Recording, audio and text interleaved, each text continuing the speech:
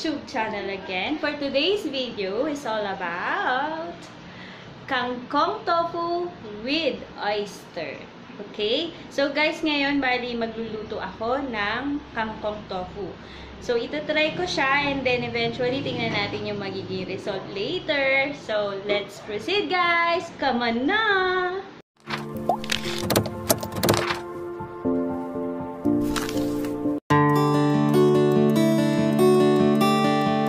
Ito ang mga ingredients ng kangkong tofu with oyster.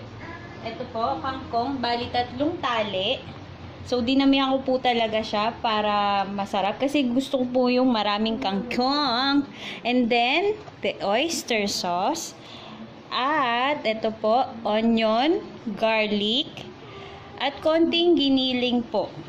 And then, tofu. Bali, priprituin ko po muna yung tofu bago siya ipagsama-sama lahat. So guys, come on! Nag-init po ako ngayon ng mantika. Low heat lang po dapat. Ngayon, priprituin po natin ang tofu. Ay! Ayan na siya. Ayan. Dahan-dahan lang po. Mag-iingat po sa pagluluto kasi tumatalsik po. Mainit po talaga siya. Ayan, mga kamiyaw-miyaw. Dahan-dahan lang po sa pagluluto. Ingat-ingat. Ayan.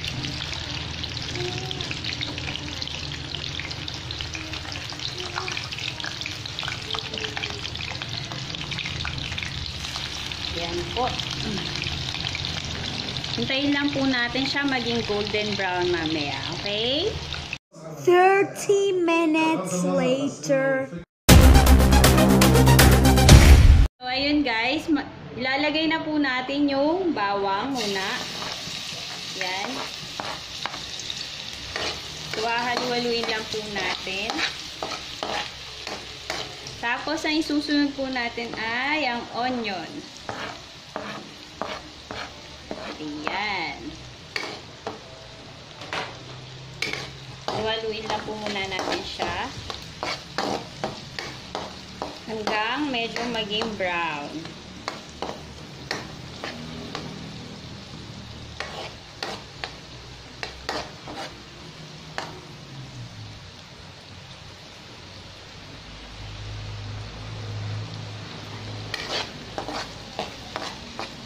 Ayan siya. Tapos ang isusunod po natin ay ang giniling. Ito po ang giniling. Tayo natin maging brown din siya. I-mix lang po natin lahat. Kaya ako dinagdagan siya ng giniling ay para magkalasa rin po siya. Dagdag lang po sa ingredients. Depende rin po sa inyo kung walang giniling po.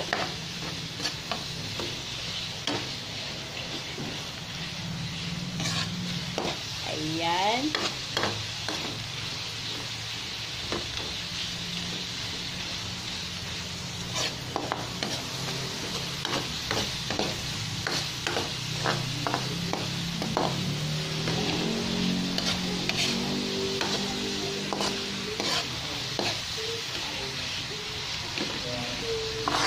Ayan na po siya.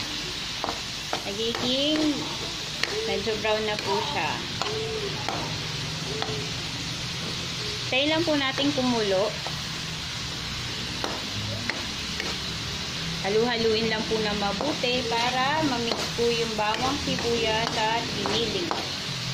So, pwede rin po natin gawin na maglagay na po tayo ng pampalasa. Lalagyan ko po siya ng magic sarap. Ayan. Maliit lang yung butas niya.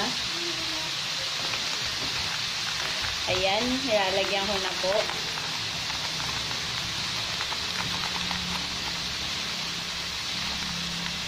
Tapos, konting paminta. Ayan.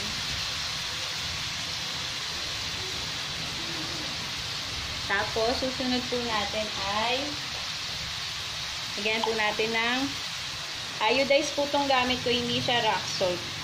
Yan.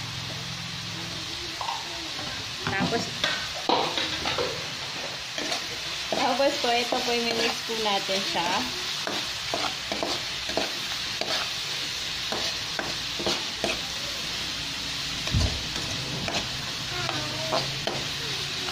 Ayan. Hayaan lang po natin kumulo siya saglit.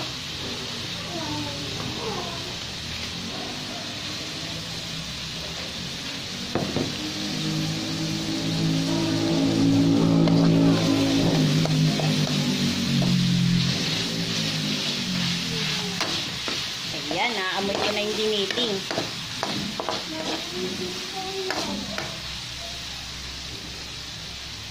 Tapos, halo na po natin yung teka lang. Ayan. Ayan lang po muna natin parang humulo. Ayan.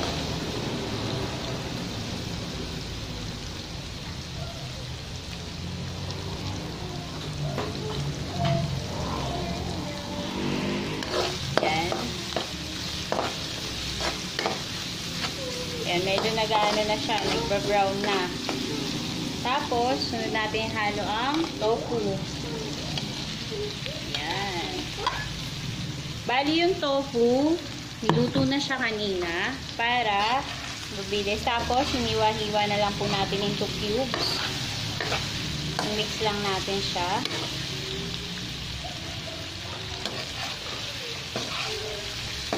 Ayan.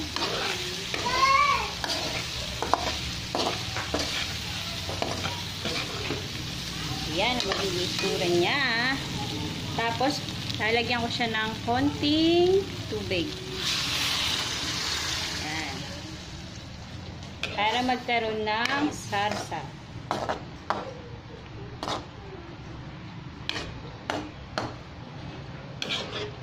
Ayan.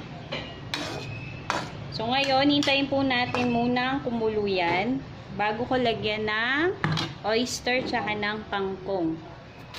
5 minutes later. So, ayun, titingnan na po natin kung kumukulo na siya. Ayan. Diba, kumukulo na. Ngayon, nahaluin po natin muna. Ayan. Tapos, susunod po natin ilalagay ang oyster sauce.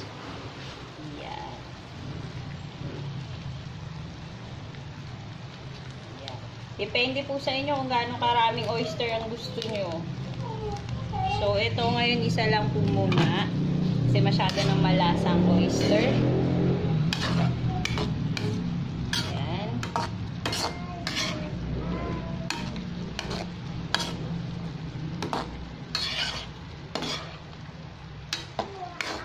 Ayan. Nagiging brown na yung kanyang salsa.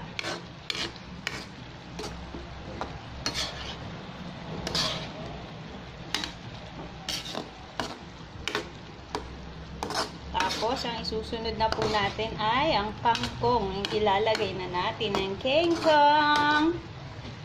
Ayan.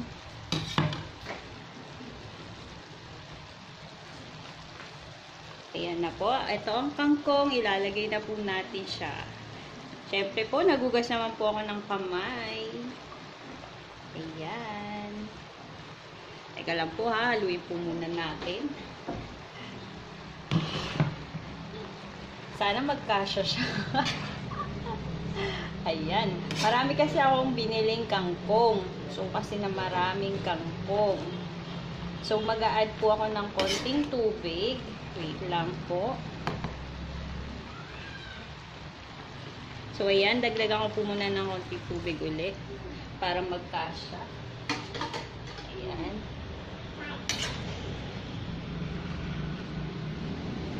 Ayan na siya.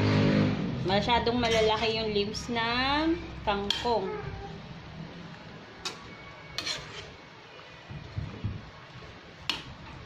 So, ito pa po. Marami pa pong kangkong.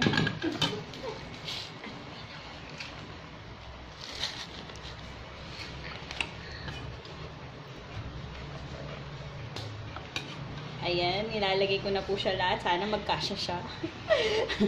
Sa sobrang dami ng kangkong. Hindi po masyadong mahilig sa kangkong. Ayan. Ang kangkong po ay mabuti po sa kalusugan, lalo na yung mga green leafy goods. Ayan.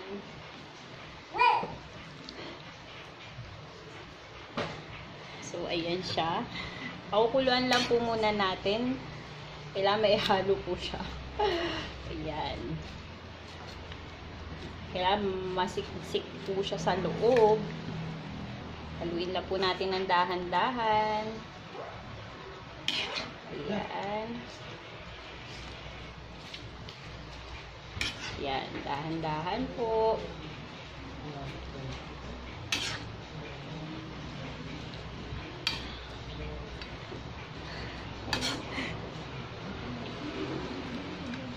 Ayan, haluin lang. Tapos mamaya hintayin lang po natin siyang kumulo. Kasi ngayon medyo overloaded siya sa kangkong sa sobrang dami. Pero mamaya po kasi bababa rin po yan. Ngayon pakukuluan lang po muna natin. So, ayan. Pakuluan po na natin siya. A few moments later. So, ayan guys, kumukulo na siya. Ngayon dadagdagan ko po ng pork cubes. Tapos, at the same time, dadagdagan ko siya ng oyster ulit. Bali, 2 sachet na po yung ginamit ko. Kasi nagdagdag po ako ng tubig. Kaya, yan.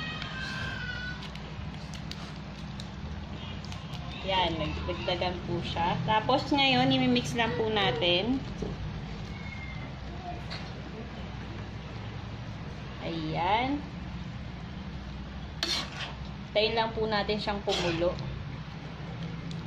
So po kasi medyo marami-raming sausa. Para ka na rin humihigop ng sabaw. Ayan. Nagiging brown na po siya.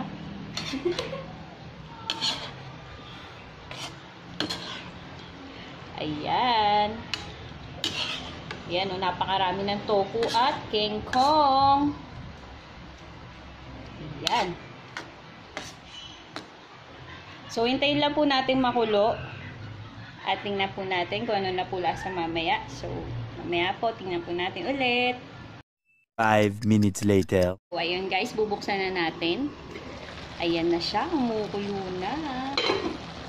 Ayan. So, halu-haluin lang po natin. Ayan na. We're done na po ang kangkong tofu with oyster. Bet ko po masarap po ito. Promise. So, ayan siya guys. Ngayon, titikman ko na po siya. Ayan. Titikman mo po natin kung ano lasa. Ayan. Ayan po. Titikman ko po muna ha. Perfect. For the first time po. Ayan na siya. Very delicious. Ayan. Okay. Ayan na po ang outcome ng kangkong tofu with oyster.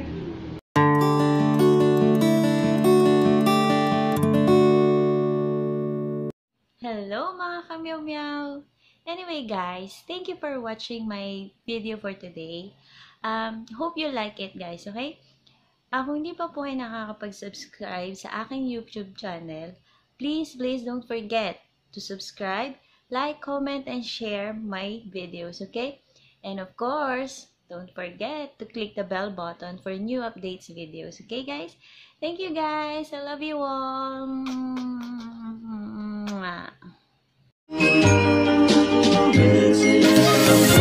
Missing someone